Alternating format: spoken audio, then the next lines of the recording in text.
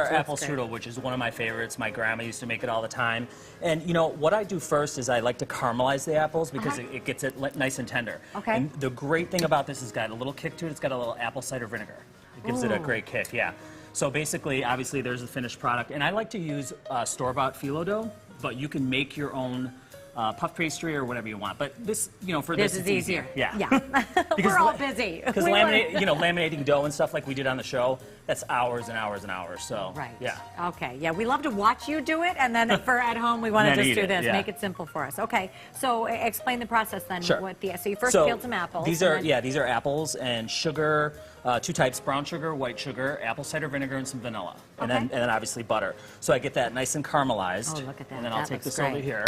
So then we have the layers of layers of phyllo dough. So basically, what you do is you take your butter, which I have here, and you go through each layer. So, because you want it nice and crispy, and you can see. Right, and you want it to be all flaky and exactly. So basically, what I do is I take probably about 20 sheets, and then let me take this spoon here, and I try to get some of the juices. Oh yes. And then what we do is we kind of layer it on there. See how nice and see. I like doing it like this because you're not going to get a chewy apple or a crunchy apple like some strudels. Right, you soften them up first. Okay. So then you just basically roll it up. And then you're going to brush on a little bit more butter. All around or just on the top? I'd like to do it on the top and the sides too, okay. All right. But for the sake of TV time. And then cinnamon and sugar on top. And it comes out like that. And then how long do you bake it? We bake this for about 20 to 25 minutes, golden brown at 350.